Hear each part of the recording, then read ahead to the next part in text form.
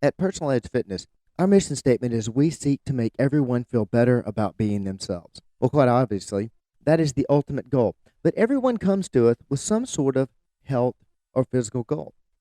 The question is, how do we track that? Measuring fitness today on the Personal Edge Fitness Podcast. Welcome to the Personal Edge Fitness Podcast with Garrett Williamson. Health, wellness, exercise, nutrition, and a whole lot more.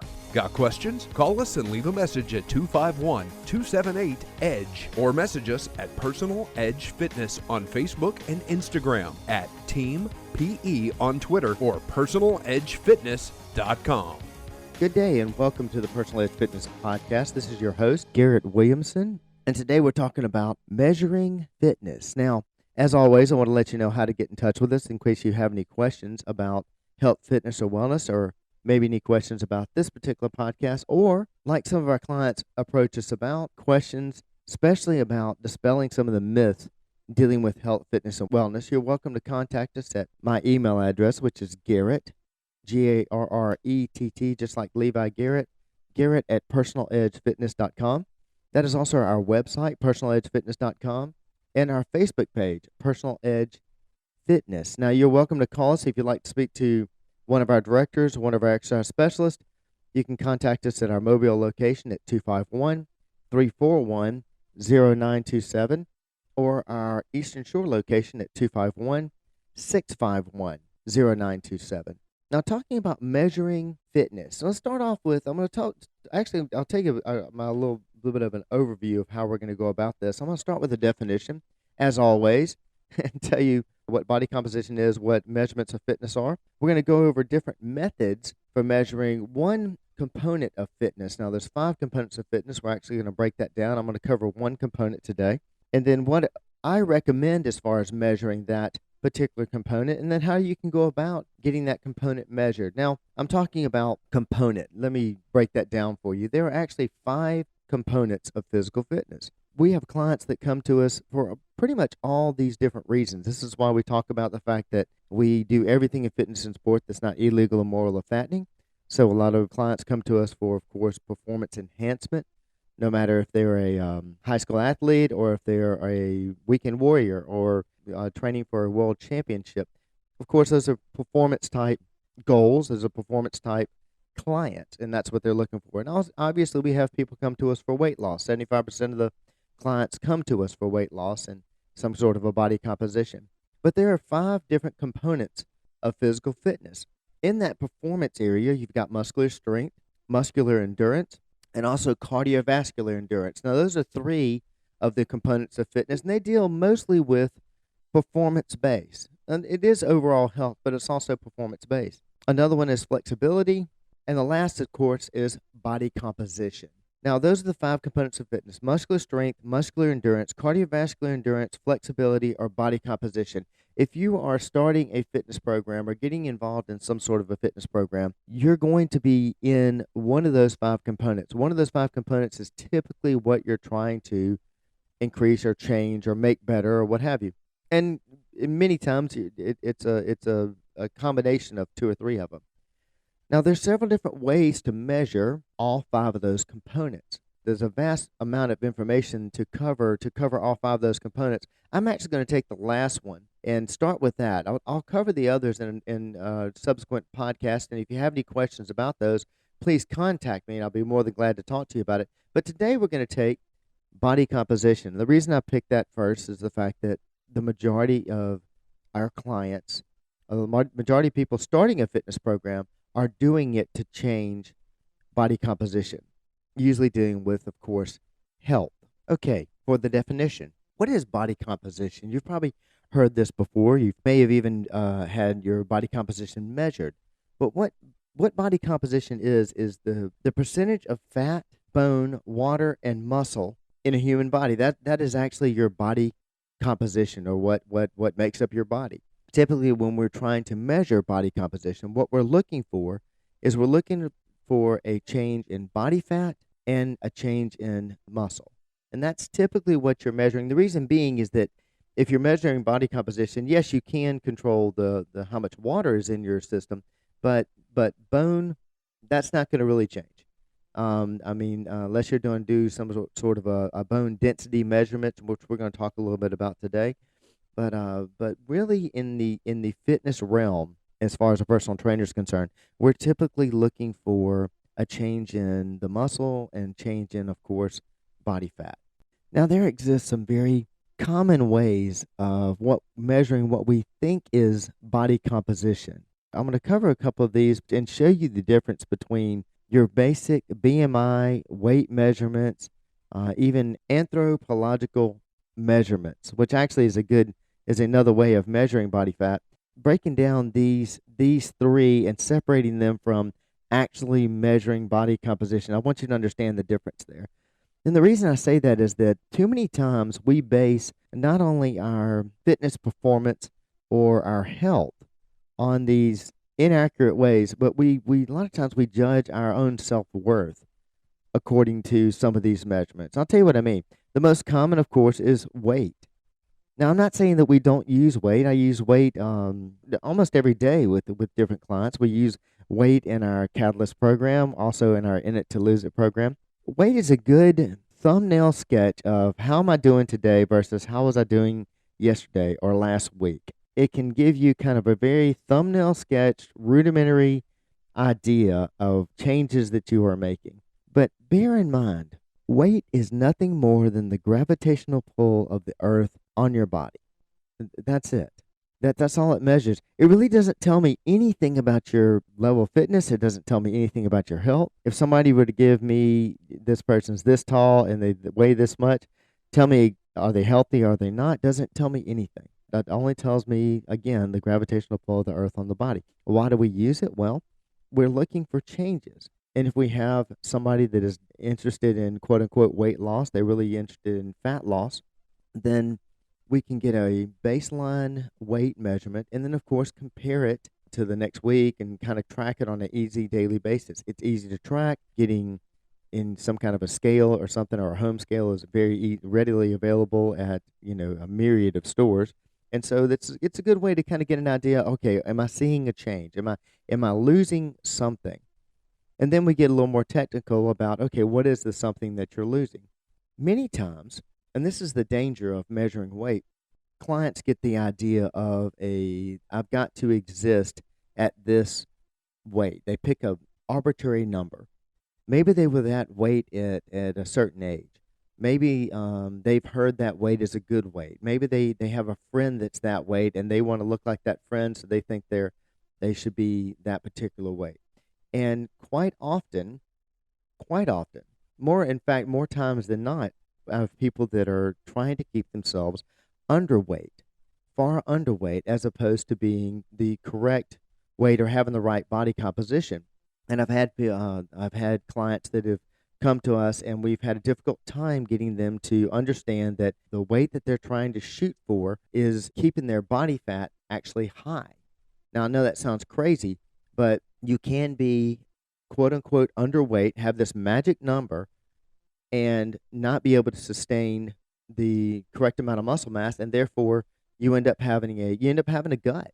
I've had many clients that have struggled with this, coming to see me and saying, look, I only weigh this much, but grabbing their stomach, look at this fat I've got, I can't get off of it. And I tell them, look, you're eating too little. Your body's creating body fat. It is not able to maintain muscle. Therefore, you're having that flabby appearance, even though you're not causing a whole lot of gravitational pull on your body. So excuse me for getting on my soapbox about that, but weight can be dangerous, and too many of us use weight to measure not only our health and wellness, but our self-worth. I mean, too many people start out a day and they step on the scale to decide how they're going to feel that day. If they don't see that magic number come up, they start the day off in a negative space, and I don't agree with that. So do keep in mind, weight is nothing more than the gravitational pull of the earth on your body. Now, and pardon me for staying negative, but there is a particular measurement I am going to pick on, and that's because Garrett Williamson, I do not believe in this particular measurement. I think it's a ridiculous way to measure. And I believe that it's a waste of time, and there's so many other accurate ways that actually give us a real answer.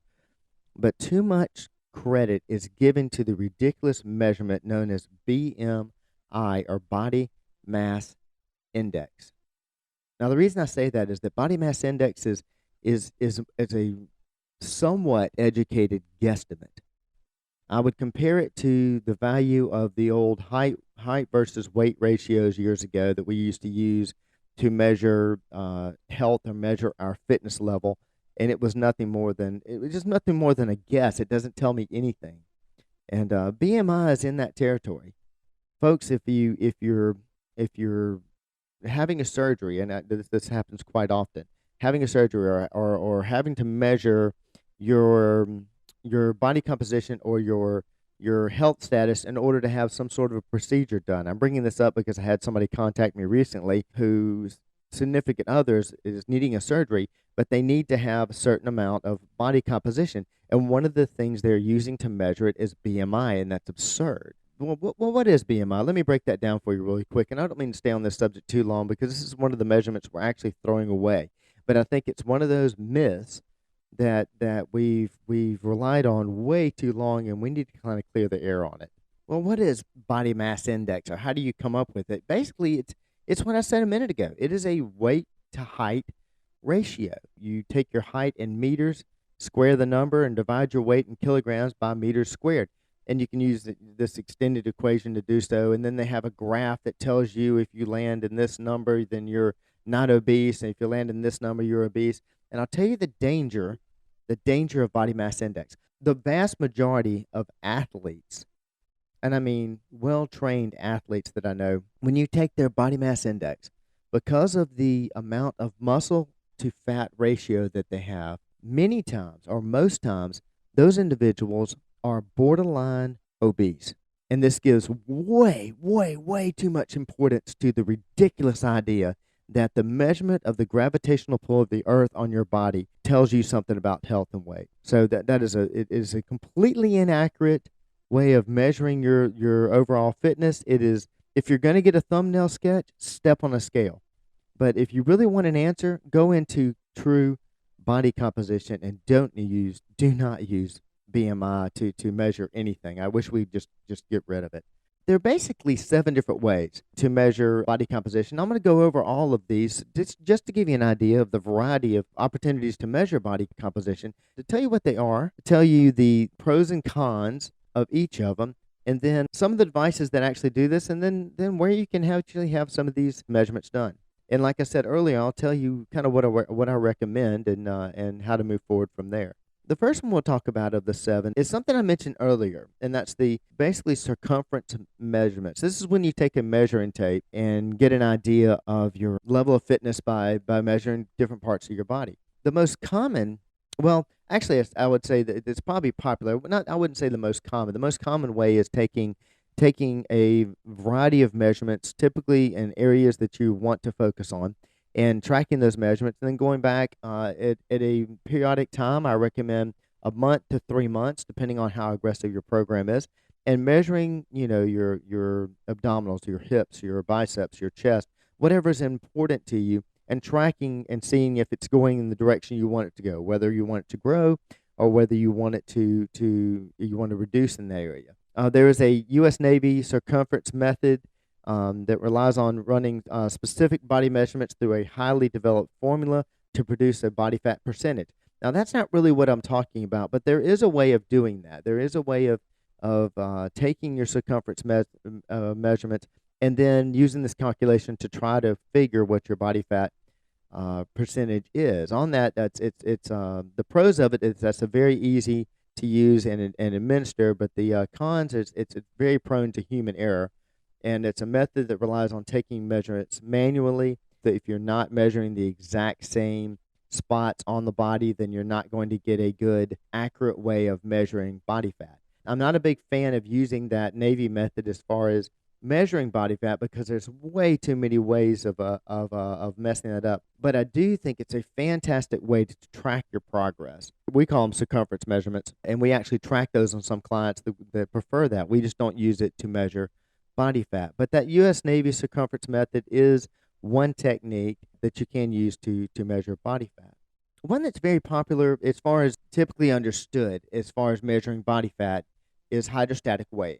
Now you've probably heard of this. Most people call it underwater weighing.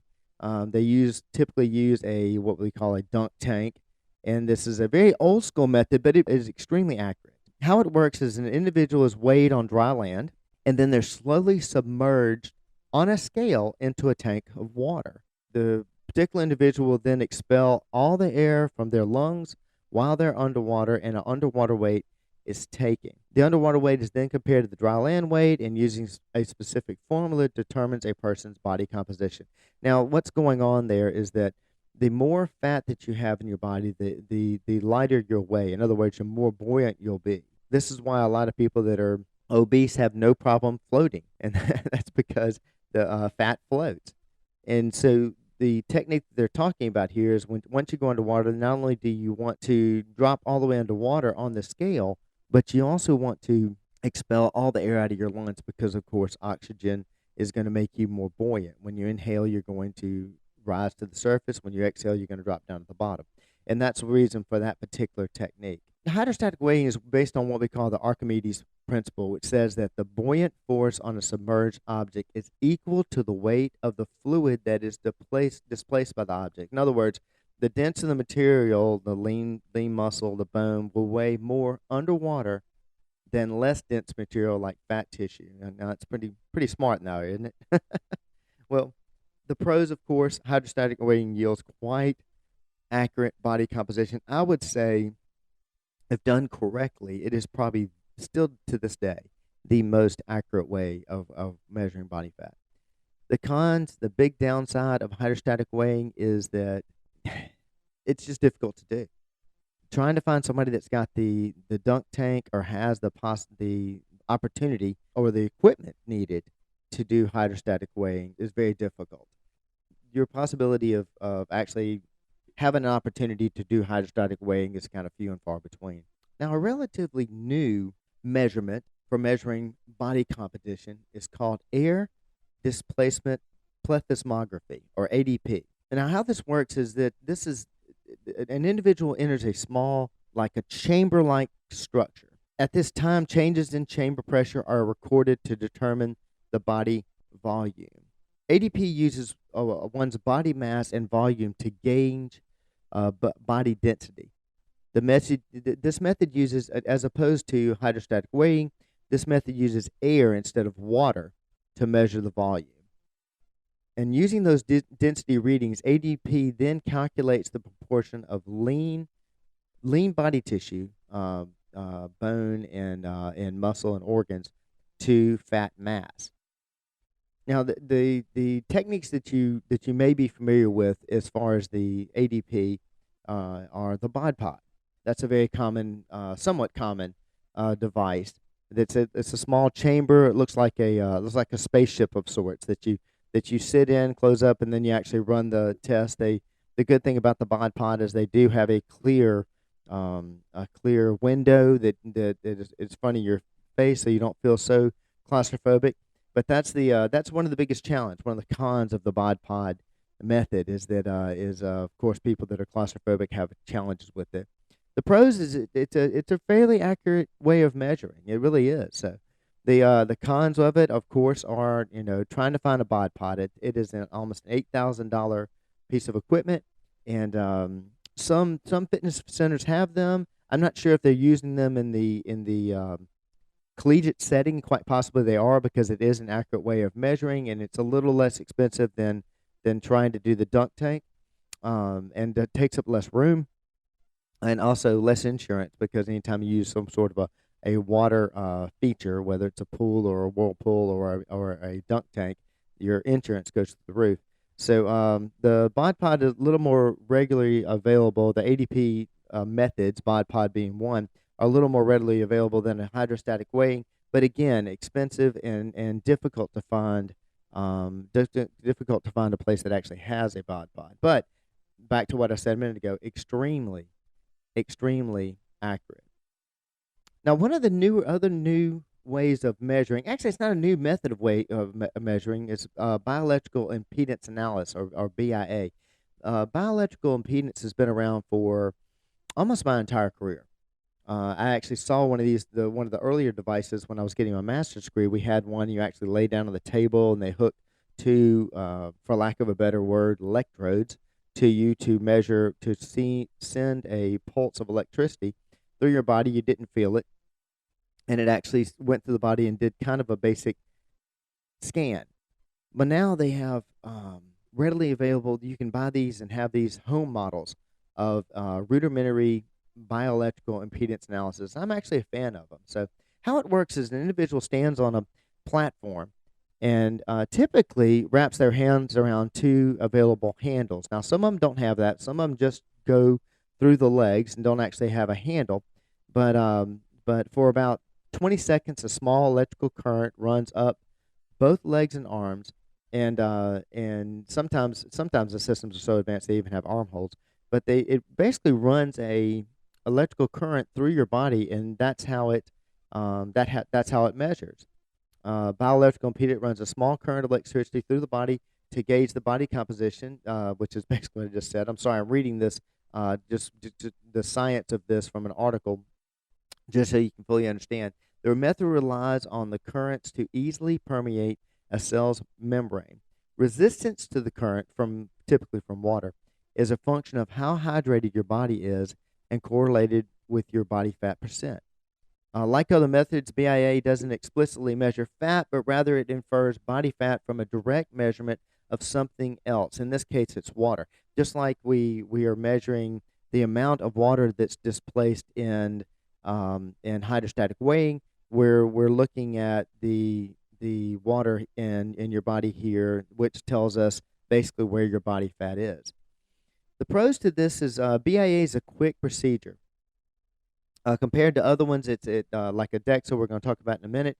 It doesn't take long at all. And the other pro I'll say about it is that you have devices now. They make scales that you can buy typically at your local drugstore that give you your weight and then give you an idea of your body fat. Now I say an idea because it's typically running that current through your legs and then up through one leg and down through the other leg and not going through the entire body.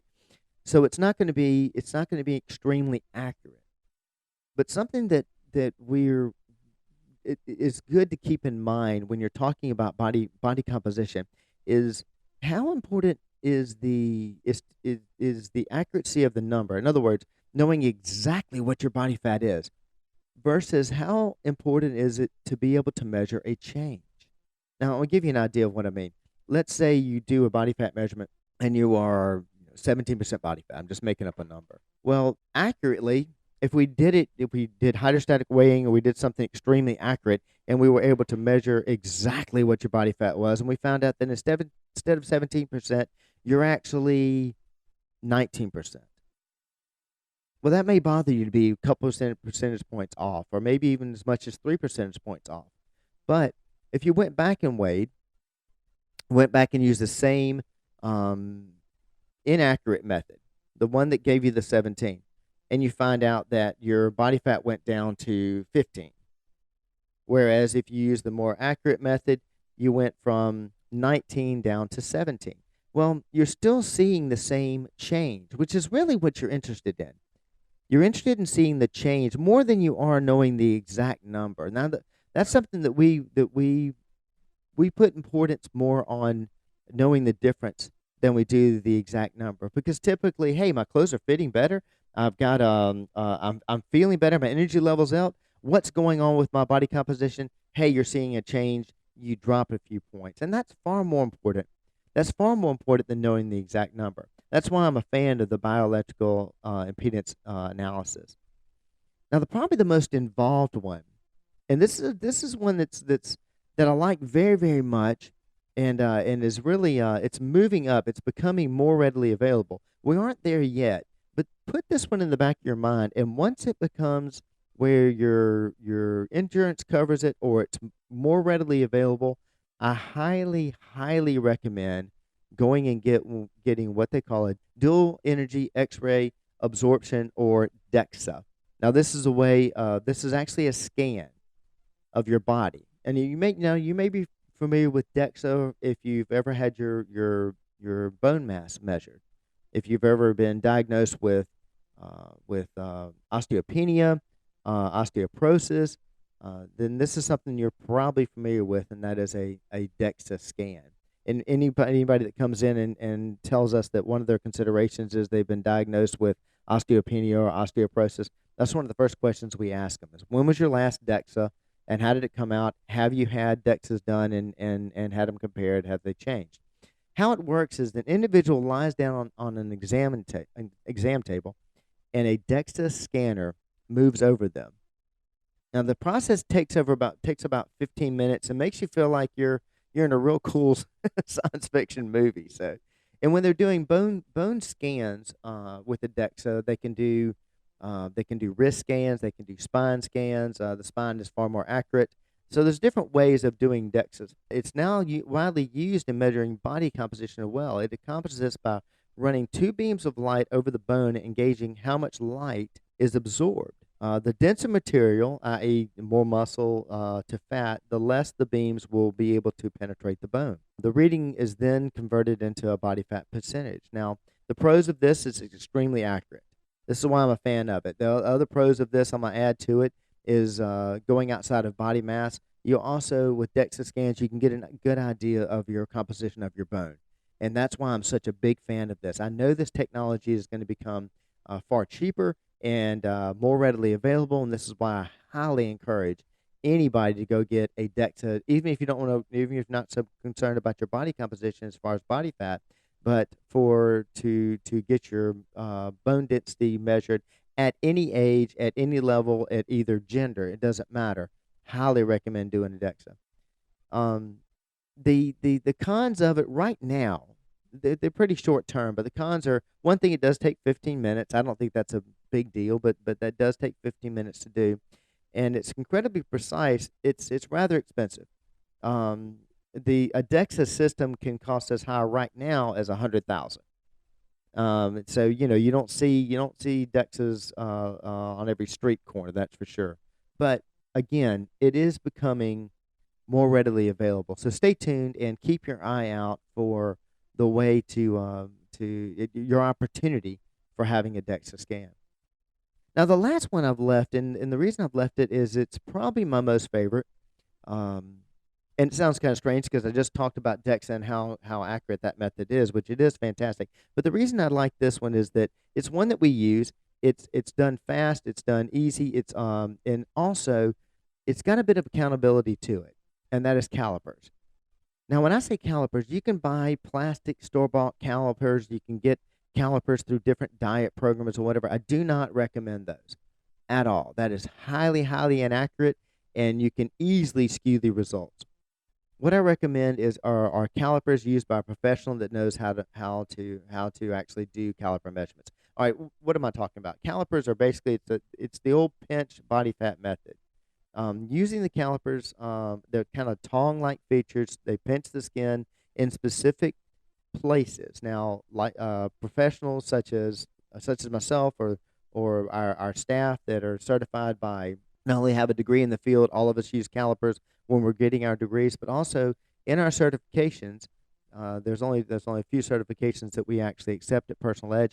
In our certifications, we have, instead of just written tests, we also have practical tests where we actually have to demonstrate our knowledge of the use of calipers. And typically, you're not going to pass that certification unless you have a higher rating there. That's why I recommend going to a professional that uses those. And they know exactly the spots where you can measure, because you can measure in one spot, and then if you're an inch and a half off on another spot, you're going to get a completely different measurement. So it's very important to have somebody that knows how to use the calipers correctly and also knows the different sites and how to measure correctly. But these areas of selected for measurement they're sex specific, as fat is stored differently in males and females. We record the data and then calibrate to a specific formula, which in turn produces body fat percentage. Typically, we have these calculations already done for us. We usually have a graph that we use. It's not an estimate. The calculations are basically already done. So you can do 3-site measurements. You can do all the way up to, I believe, a 12-site measurement. They may even be higher than that, and there's calculations for that. The more sites you use, the more accurate number you're going to get. But again, if you're working with a professional that knows how to use these calipers, knows how to do it correctly, they can use the 3 site. They can show you the difference that you're looking for, and this can be done in a matter of minutes. Of course, we can do it at Personal Edge. You can typically have this done in most any fitness facility, but again, I stress you want to have somebody measure it that has a degree in the field, or at least has a certification through ACSM, through NATA, a CSCS certification with National Strength and Conditioning Association, NSCA. Those certifications typically require you to have a practical and do caliper measurements and be graded on that. The bottom line is if you want to know if you're doing better, have a way of tracking it. And if body fat if weight loss is really your focus, you really should, even though you may be using weight day to day to kind of measure your improvements, I highly recommend knowing your body composition. Several different techniques for doing that. And if you need help in that area, please feel free to contact us at Personal Edge Fitness. You're welcome to contact me via email at Garrett, Garrett, at personaledgefitness.com. That's also our website and our Facebook page, which is Personal Edge Fitness.